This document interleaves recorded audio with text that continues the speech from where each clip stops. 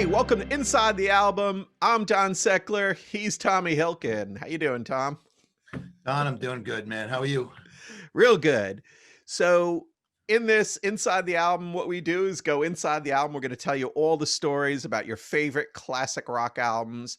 We're going to talk about the recording process, what was happening at the time with these bands, and try to give you some insight as to how these great albums came together, and hopefully get some of those myths dispelled and give you some more kind of insider secrets about what was happening with these albums. And today we are going to cover Goodbye Yellow Brick Road by Elton John. Mm. Boy, am I glad we are. Yes, sir. So that's a Mhm. great album. Before we get started, make sure you subscribe, like, share, do those things on whatever platform you're listening or viewing on. If you want to see video, we are on YouTube as well. So check out our YouTube channel, Inside the Album. We also have a merch store on our website, insidethealbum.com, where you can get lots of cool rock and roll type shirts and other merchandise, lots of cool stuff for everybody. But my favorite thing about the podcast is that we're able to also incorporate a charity. So tell us about Mm. the charity we're working with, Tom. And Yeah, thanks, Don. It's called Music for Mark.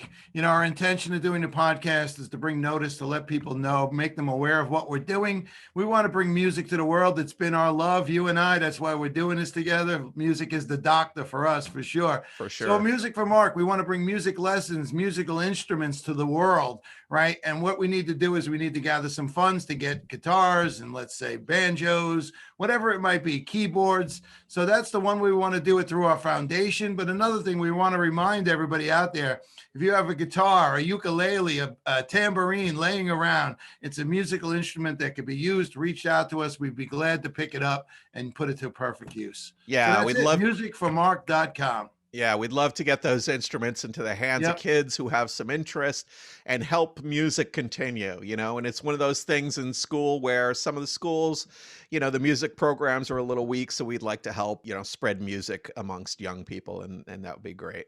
Super. So, Goodbye Yellow Brick Road from Elton John. This is an album that goes all the way back to 1973. So, this is Mm-mm. kind of, the end of the 60s and the beginning of the 70s. Recording on this album started in January of 1973. The band is really Elton John, and his partner is Bernie Taupin, who actually wrote the lyrics. But this is really Elton John. There's some of these solo artists where they work with the same band all the time. Elton John was really a solo artist. It's Elton and it was Elton and Elton and Elton and more of Elton.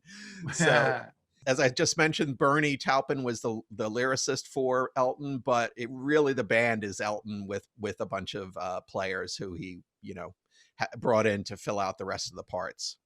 Yeah, studio session guys. But again, some of the best in the business. Wasn't like Yeah. they were just some schlubs off the street, for No, sure. great musicians, but Yeah, this was yeah. it's Elton John. This is Elton's ship, and it's gonna go the way Elton wants it to go. That's right. What Elton wants, Elton gets. So the album sold 30 million copies, Ooh, which is insane. insane. It reached number one in the US, the UK, Canada, Australia. It was number 91 on Rolling Stone magazine's list of the 500 greatest albums of all time.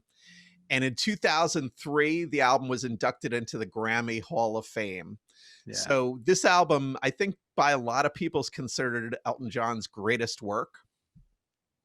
And the interesting thing about it is it's a double album. So, we're not just talking about 12 songs here. This album has 17 songs on it. So it's very, very long. There's a lot of music here. Because of that, because of our podcast format, we don't want to make this be a 4-hour podcast. So we're just going to kind of touch on a handful of the songs. But we want to make sure that everybody understands that there's a lot of music here if you'd like to dig into it. Yeah, and as we always say, the reason we're doing this is to raise awareness of go home, put this album on. Yeah, exactly. Yeah, this is a masterpiece. It really You is. talk about musical masterpieces, it gets thrown around, but really what we're covering here inside the album is just the best of the best. And this truly a masterpiece. Yeah, and we're gonna go through the songs we're gonna go through. Most of them are legendary, so yeah, I mean, it's that level where these are the best of the best songs. I love it. At the time, Elton John was kind of in the middle of a string of really hugely popular and successful albums. Right before this album, he released "Don't Shoot Me, I'm Only the Piano Player," which Mhm. included the song "Daniel" and "Crocodile Rock." Huge hits. Yep. So Elton John has really now hit his stride. This is when Elton John is playing, Dodger Stadium and Madison Square Garden and all these legendary locations, and just going on these huge world tours and putting on these Yeah. extravagant stage shows. So he's really really in the zone when we get to this point for Goodbye Yellow Brick Road. Yeah, just tremendous album, everything about it. It blows me away when you think 30 million copies back then, right? People buying albums, just unbelievable. Little Yeah. little little tidbit on this, and I'll throw it in there. It's Elton John was the first concert I ever saw. Oh wow. Huh. Yeah, 1976, Madison Square Garden. So if you wonder why I'm hooked on concerts and been to as many as I have, we can thank Elton John for that. Well, and Elton John, he's a showman. So when Oh, he's live, he's putting on a show. And over the top with the costumes and the kind of theatrics of the music, and just a great performer live. well, let me tell you, just so I can throw it in, then we'll get into the album. It was my first concert. The lights go out. You see one big light in the center of the stage, right? Silence. Elton John comes out from underneath the stage, being raised as the Statue of Liberty in the middle of Madison Square Garden. That's amazing. Oh, listen, I can still feel it. This is why I love what we're doing here, is that this is just such great impact on my life in a positive way. Thank Yeah, God. and he just loved the show, and Ah, he liked being over the top and just blowing people's minds, which, it's amazing. And even though, you say Elton John, he's kind of middle of the road rock and roll, but that whole element of that stage performance and, the work he put into those things really took it over the top. oh, Along with the amazing legendary music. These songs are insanely good. yeah. Quite the catalog. Yes, quite the catalog. And so we'll take a look here on the video of this album cover, and it's basically Elton John, kind of a Wizard of Oz setting. And that's, the Yellow Brick Road is obviously a Wizard of Oz reference. He's like, it's a cartoony drawing of him like stepping onto the Yellow Brick Road. The original interesting thing is that they had a couple different titles that they were working with. Originally, they were talking about Vodka and Tonics as one title, and Mm. then also the other title they were considering was Silent Movies, Talking Pictures. So kind of interesting, the Vodka and Tonics, obviously they're, that was, I guess, his drink of choice at the time. I kind of like Silent Movies, Talking Pictures, but, in the end, Goodbye Yellow Brick Road, it just has it's got such a lyrical quality to it, right? Yeah, and it's just so fitting, as it plays out through the album. It makes all the sense in the world. Yeah. Amazing. On your way to Oz, right?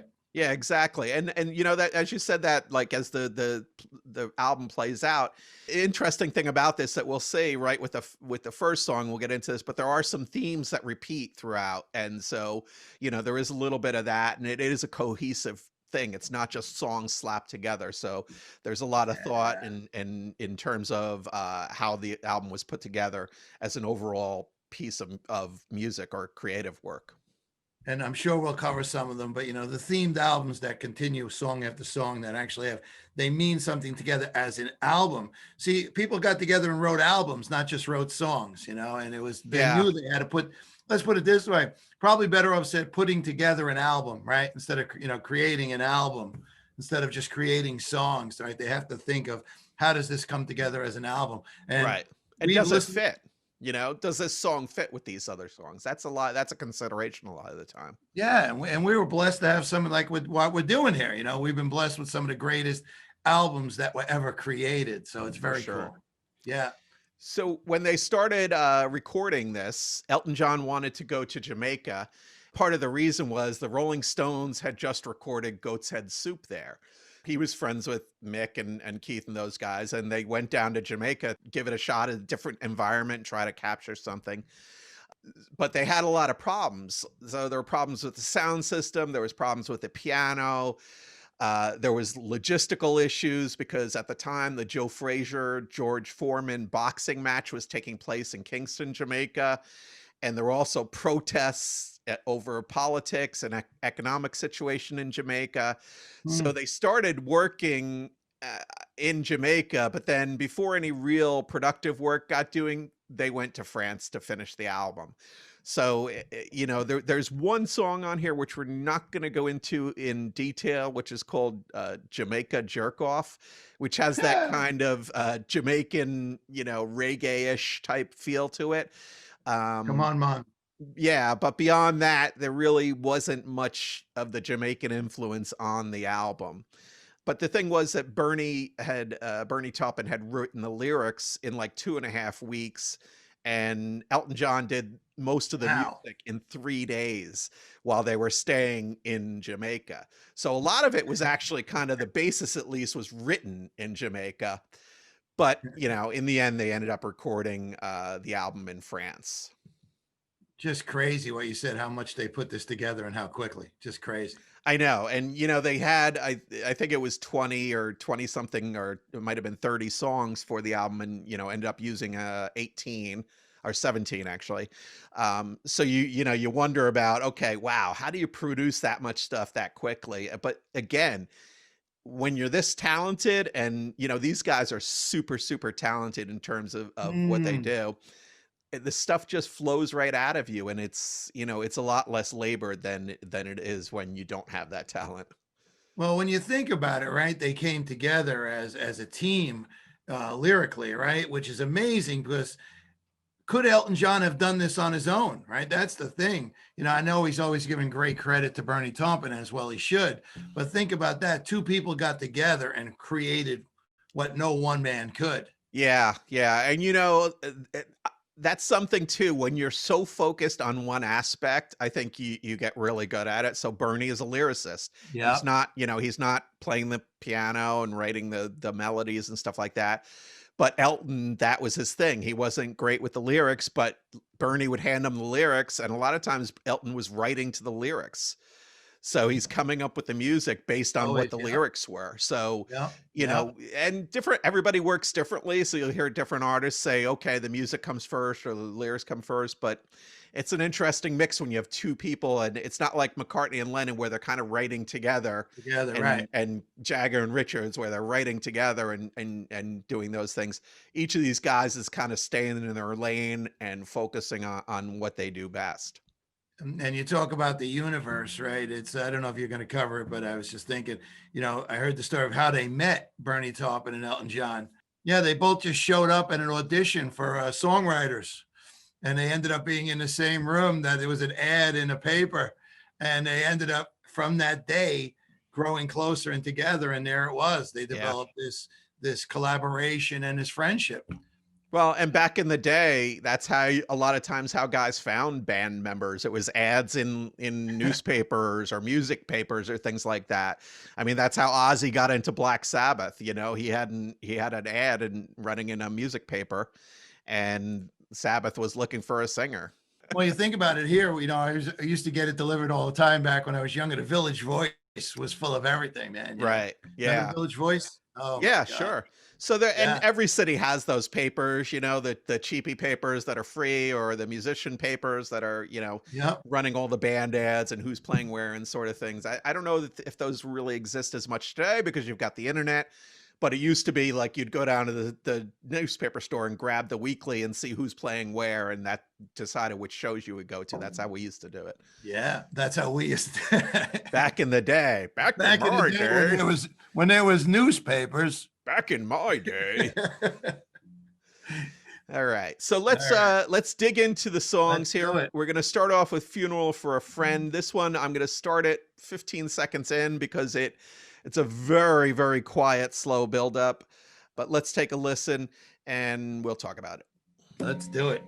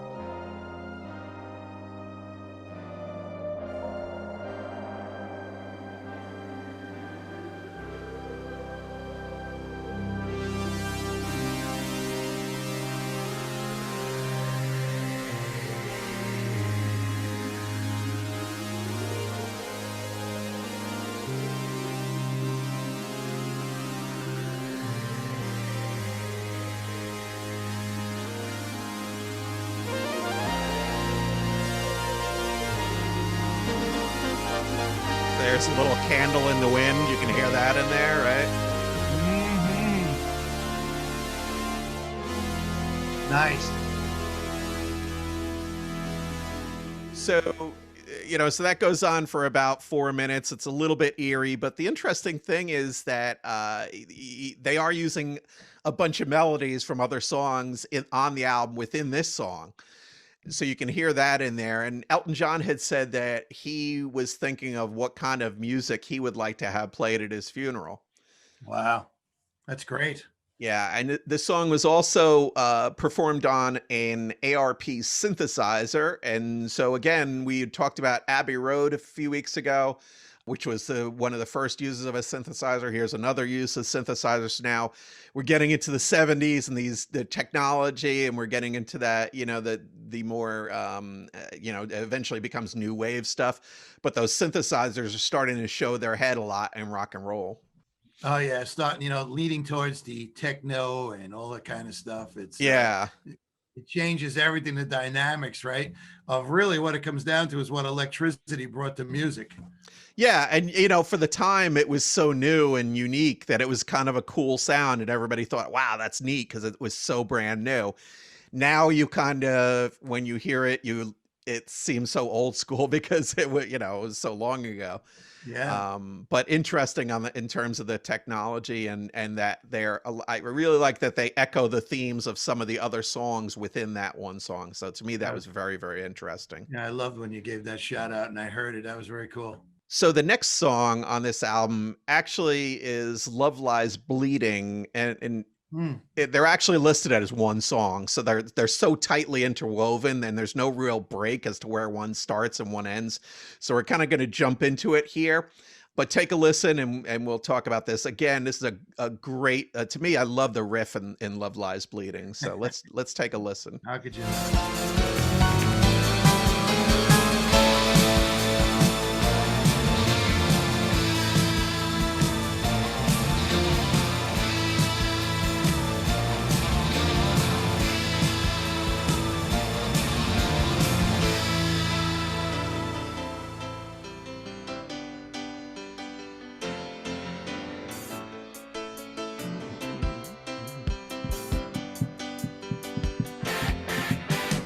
That's great. Damn, that's good.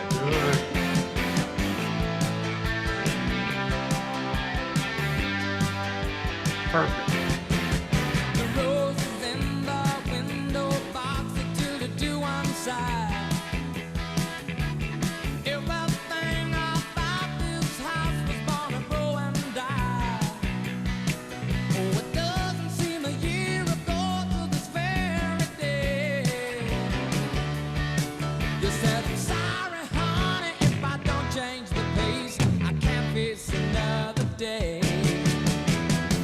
And love like bleeding.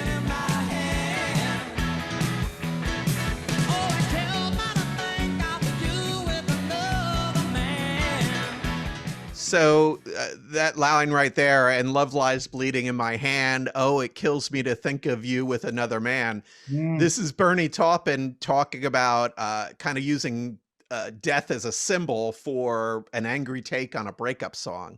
So that's what this song is about. And it to me, it just rocks. I love it. Oh, dude. Let me say it. I haven't said it yet. Dude, it's rock and roll. It is rock and roll, and again, like, I think when people say Elton John, people think, okay, very middle of the road. And it is kind of middle of the road, but it's got a lot of boogie woogie. He's such a Oh, great piano player. It's amazing. And, the riff at that opening riff and then the moving into the chorus in that song is just, it really takes you away. and if you listen to what you were saying about Elton John taking center stage, the piano's super loud. You could hear his voice, right? He's in perfect voice on this song. But, the fill from the band is tremendous, yet it's not overwhelming. Right. It fits You can hear the perfectly. licks, Right. but he's still the center of attention on all his Right. songs. And it's kind of like we talked about with Clapton. So, these solo guys, a lot of times, even though they're bringing in these great players to play with them and writing these songs that incorporate all these other parts, Right. they still find a way to keep their brilliance bright, and make it shine. Yeah. Lowering everybody else's amps. That's one way to go. Oh, it's about me. Me. I'm Elton John. All right, so let's That's listen to the next track on the song, which I'm assuming pretty much everybody knows because this song has had 2 lives. This one is Yes. Candle in the Wind.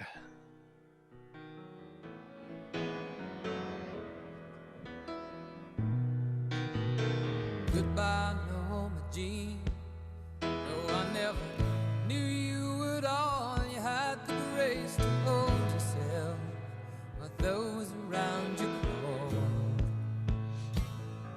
They crawled out of the woodwork, and they whispered into your brain. They set you on the treadmill, and they made you change your name. And it seems to me you lived your life like a candle in the wind, never knowing who to cling to when the rain set in. And I would have liked to know you, but I was just a kid. Your candle burned out long before the legend ever did. So this song, I think pretty much everybody knows, was written about Marilyn Monroe. Mhm. Originally, Bernie got the idea for the title from a quote that he read about Janis Joplin. And to Bernie, the song is really a little bit more about a take on fame and celebrity than it is about about specifically Marilyn Monroe. And then when Elton John got the lyrics from Bernie, he had no trouble writing the music. So he understood the stress caused by the constant media attention because he was in the middle of it. Elton was super popular at this time. It had hit after hit after hit and was starting to get, hounded by the press and all the kind of, the bad things that kind of go along with fame. So the thing about it was that Elton said, okay, here's all, he understood all that constant media attention. And he felt that, Marilyn Monroe must have had that same feeling. And so that's how that whole thing fits together. But it's really about the pain of having, being hounded as a celebrity. Yeah, this song says it all for me, about Bernie Taupin. And, it's they talk about him. He's a songwriter, he's a poet, he's a storyteller. And this song is pretty much just musically telling a story, which is just beautiful. Yeah, for sure. It's got gorgeous lyrics, gorgeous melody. It's just an amazing song. When they wrote it, they actually kind of wrote it at breakfast. So there was a big room where they were having the whole team, all the players and everybody involved was having breakfast. And Bernie brought the lyrics down. There was a piano in that room, and Elton John sat down and just started writing. And the guys in the band were watching him write the song as they were eating breakfast. So Elton Oh, John came up with this while everybody's eating breakfast. that's amazing, And right? he Think said, of it. yeah, and they said they went right in after that and recorded it, and boom, it came together. It was so quick and so easy. So just amazing. I'll say. Could you imagine you're having your Cheerios and Elton John is over there writing Candle in the Wind in front of you? That's the best. Like you and I, we can't even talk to each other during breakfast, and look what they did. After breakfast. Good So point. yeah. So this song did have two lives, and Yes. it was rewritten slightly in 1997 after Mm, Princess Diana from the UK died, mhm. and she was friends with Elton John and a huge fan of his. And she kind of identified with that sentiment in those lyrics. The interesting one of the lyric that she really kind of identified with was that they made you change your name, never knowing what to cling to when the rain set in. And even when you died, the press still hounded you. So that all fit her so closely, because she was kind of thrown into that Sure. whole thing with the monarchy and all the attention from the press and everything. So it's definitely an all-time great legendary song, and I just love it so much. And she was, overall, actually, probably the love of Elton's life. Yeah, I mean, they were close buddies at the Oh yeah. time. He did Oh a yeah. lot of work for a bunch of her charities, and so Oh yeah. he got to know her pretty well, I think. Oh no, he certainly did, and he loved her. He was heartbroken for sure. It wasn't just like losing a princess. Yeah, Yeah. he lost a dear friend. Yeah. Well, and that's the other thing. People like when you hear these stories about like so like people don't understand sometimes I think when a celebrity dies and another celebrity who was friends with them, it's not the same thing as somebody you don't know dying. When it's your friend, it has Oh so much more sure. impact. I know that when Dave Grohl tells a story when after Kurt Cobain committed suicide, he ran into Lemmy from Motorhead, and the first thing Lemmy said was, I'm sorry about the death of your friend. And Dave said that, nobody had said that to him after the death of Kurt. It was always your bandmate, not your friend. And these guys Yeah. we're best friends, Yeah. or good friends, probably not best friends, but Friends yeah, friends. with So musical anyway, benefits. again, so we're going actually the first four songs here, and Funeral for a Friend, Love Lie Bleeding is really one song. The first four songs on this album are amazing, legendary songs. So let's dive into another legendary track. This is number 3, and it's Benny and the Jets.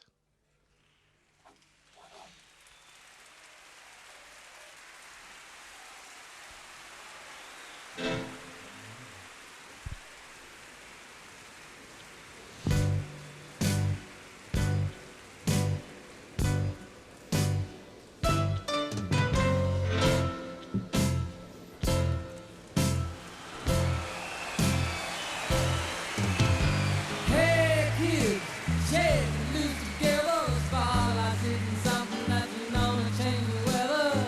But a calified call tonight, so stick around. You're gonna hear electric music, solid balls of sound. Say, can you know you haven't seen them yet? Ooh, but the soul fades down. Benny and the Jets. Oh, the wind and the wonderful. Oh, Benny, she's a red cane. She's got electric boots.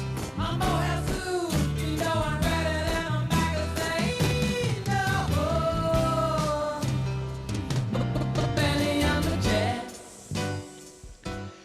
So one of the interesting things about this song is that they recorded it basically as a live sound with these crowd effects, like it was a live Hmm. performance.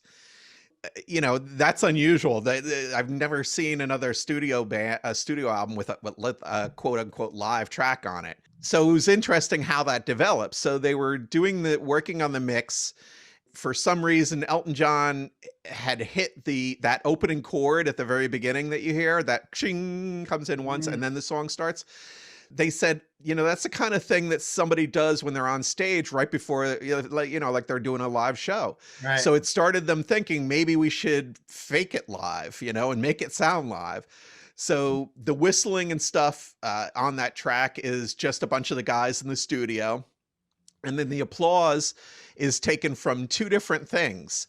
One, when Elton John did his festival hall show, plus there were also some of Jimi Hendrix's live from the Isle of Wight. So they took these crowds from two different places and put them onto this song to make it sound like a live track, which is amazing. Yeah. What's interesting about this track for me is if you really listen, how you can see how, Bernie Taupin would bring the lyrics and he just literally sat down and started playing this to the lyrics, right? You can start to see how it works for the two of them, that there's really, it's great. The piano work is awesome. I'm getting to play the imaginary piano as we're talking here, but how it just blends in where he says, well, let me take this and put some music behind it. Probably the same way he sat down and started it is how it ended up on the album when you think about it. That's simplistic, but great. Yeah. So Elton wrote the music on this song as an homage to glam rock. So that, it was in the early 70s. It was David Bowie, Gary Glitter, all these things were popular, especially in the UK. On Bernie's side, Bennie is actually a female character. And they considered her a sci-fi rock goddess. So it's this kind of like, sci-fi song, kind of space oriented. And that's kind of the glam rock stuff with like David Bowie and what is it? Agent Tom, Major Tom, and all that kind of stuff. Secret Agent Tom. Yeah. Gotcha. So, it's a combination of kind of stuff they were influenced by, plus a story that Bernie had come up with. The falsetto vocal that Elton is doing when he gets super high, he's trying to emulate Frankie Valli. So Elton was a huge fan of Frankie Valli and the Four Seasons growing up, and he went to used to go see their shows when he was younger. So that's interesting as well. So stuff that's unusual that you wouldn't think Frankie Valli and the Four Seasons would have anything or any influence on Elton John. They're so different, Let me tell you, Donnie boy, one of the best concerts I've ever been to. Frankie Valli and the Four Seasons. I believe it. I love those guys. Great. Oh my God, it was great amazing. Music.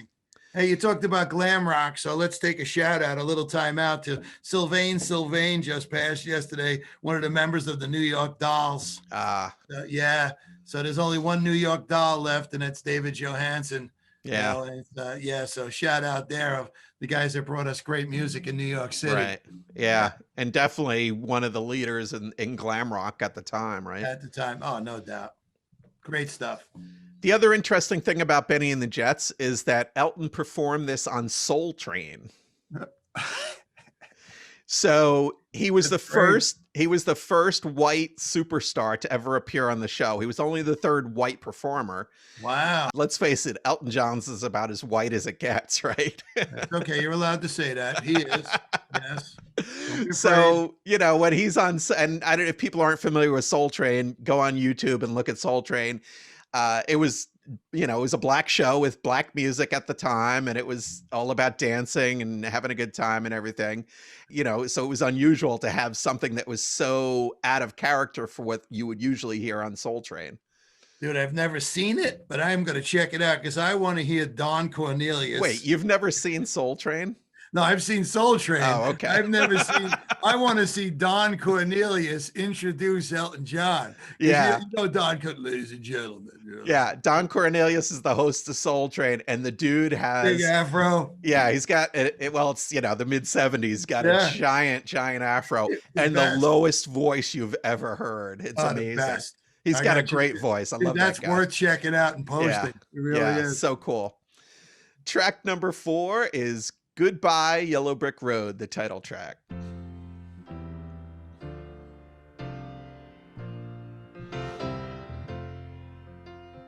When are you gonna come down? When are you going to land? I should have stayed on the phone. I should have listened to my own mind.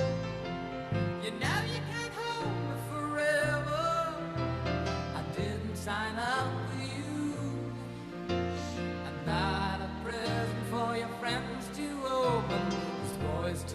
seem to be singing the blues.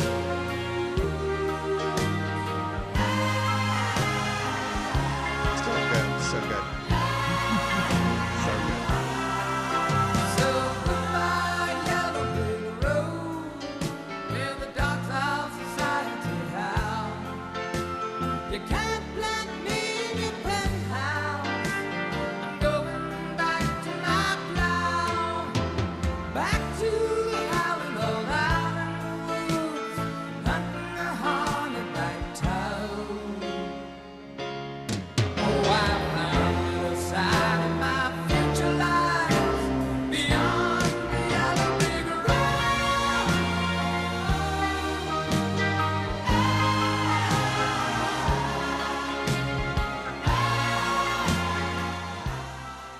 So again, another just legendary song that I think, probably most people, at least people our age and older, have heard. It was rumored that the song was about Judy Garland, who starred in the film The Wizard of Oz. Sure. But Bernie said it was about this period when he was going through that whole "got to get back to my roots" type of thing. That spawned a lot of like-minded songs for him in the early days, and that was one of them. He didn't say that he was like turning his back on his success or he didn't want it.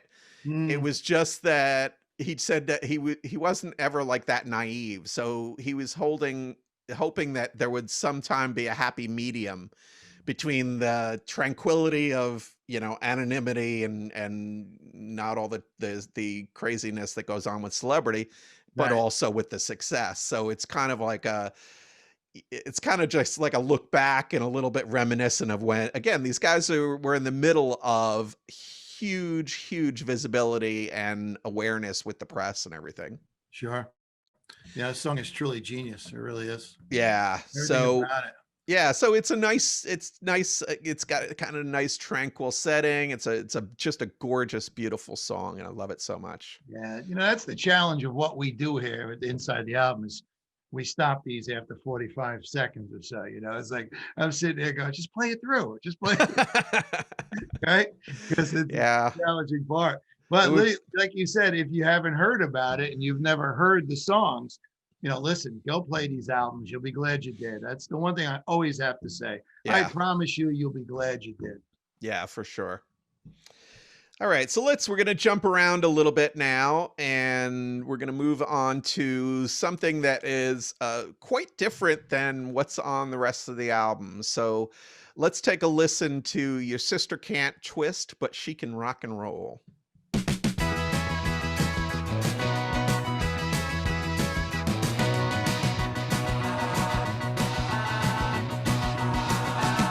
I can really get off being in your shoes. I used to be stone sold on the rhythm and blues. I heard all the plays at the back of town, where you really take the shit when the sun goes down. I really got buzz when your sister said, throw away the records 'cause the blues is dead. Let me take you, honey, where the scene's on fire.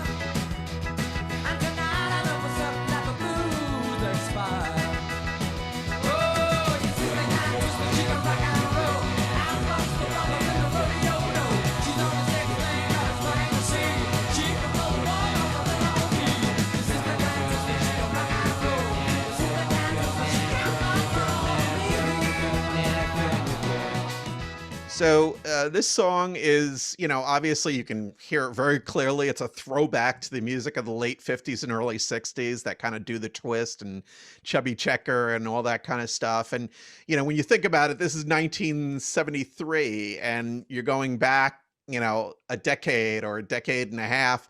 And it's a little bit of reminiscing, so it's bringing back the past a little bit. Sure. It's got a little bebop to it. Yeah, they used to. So there were a lot of dance crazes back in the late 50s, early 60s with teenage girls. And this song finds Elton John singing about this 16-year-old girl who can't do the twist, but she can outbuck a Bronco. Nice. The I don't other, know what you're supposed to say about that, but I don't know. We're just going to leave that one there. yeah, well, buck a Bronco. I like that. So the other thing was, so Elton said it was a cross between surfing music and Freddie Cannon records, which is interesting. Yeah, Freddie And Boom Boom Cannon. yeah, and so the thing was that Elton said that he really wanted to write something that ended the whole crocodile rock thing. He was kind of sick of that because that was, I guess, probably his most popular song up until that point. Right. And you remember what the radio did. We always talk about that.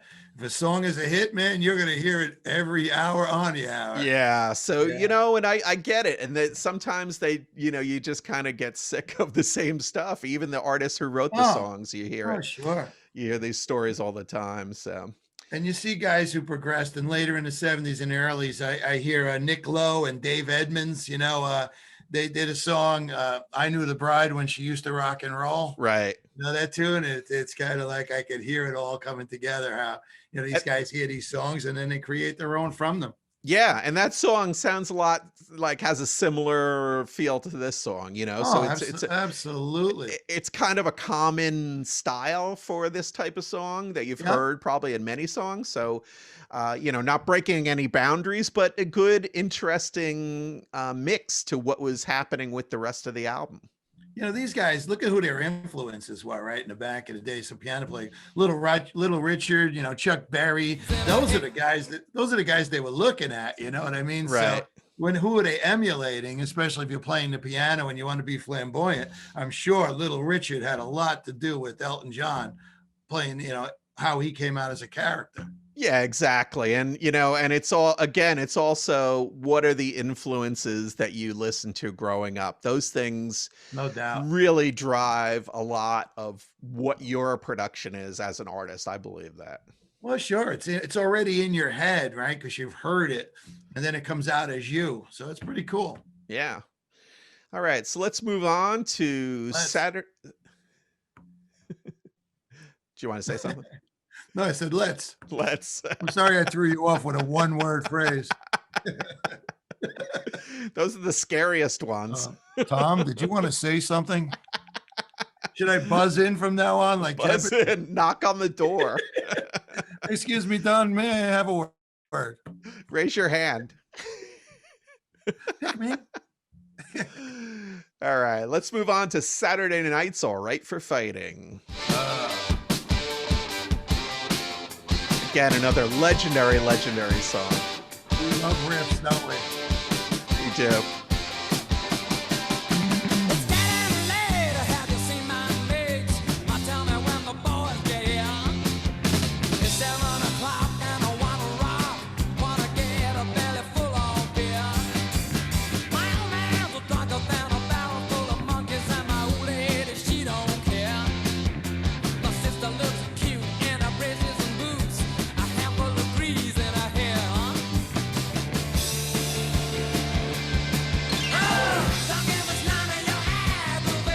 Oh, so good. Oh, yeah.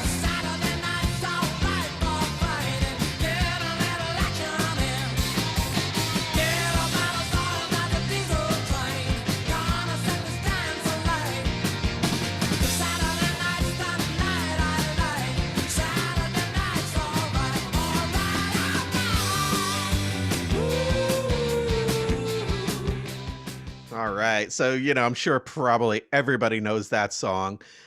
Amazing rock and roll track. One of Amazing. Elton's most popular songs for sure Oh. of his whole career. Dude, you want to get 19,000 people up and screaming? Yeah. Play Right. Saturday nights. All right. Yeah.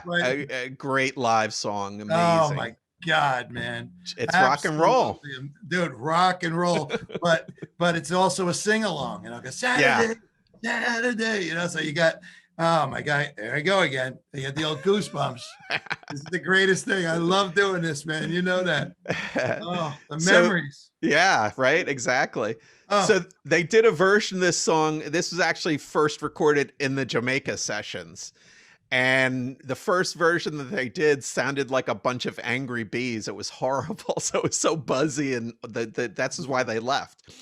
So they spent like a day or two trying to fix it, and they just said, all right, you know what? Let's pack it in. That sent them back to France, where they had a real studio. The stuff in Jamaica evidently was not really up to par in terms of quality for recording. So that ended up driving him back to France. I'm glad they did. Bernie Taupin called this song his first attempt to write a rock and roll song that was totally English. He said that most of his songwriting before this was focused on American culture. So that's interesting. Ah, that's an interesting fact. And it's kind of like he was talking about, Bernie said it was about his teen years going to the British dance clubs. And they said fights would happen all the time.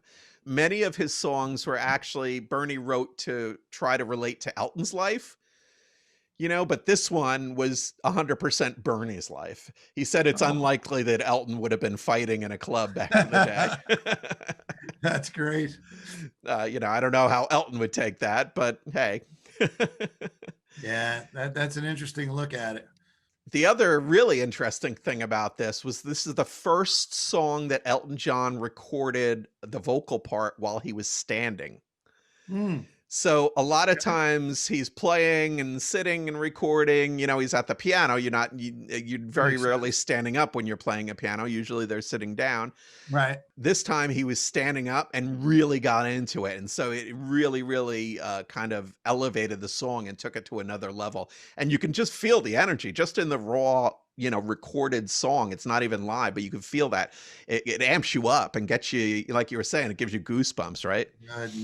Nothing better. Just one of the greatest live songs ever. Yeah. Ever. Okay. So, second only to Children of the Grave, may I say. Nice. Is that another Elton John song? I would have liked to heard that version. By the way, I know, don't write us emails. I know that's not an Elton John song. No, you can email us all you want. I don't care. So let's talk about harmony. Oh, let's take our time. Baby, hello. It's a good one. Haven't seen your face for a while. Have you quit doing time for me? Or are you still the same spoiled child? Hello, I said hello. Is this the only place you thought to go? Am I the only man you ever had? Or am I just the last surviving friend that you know?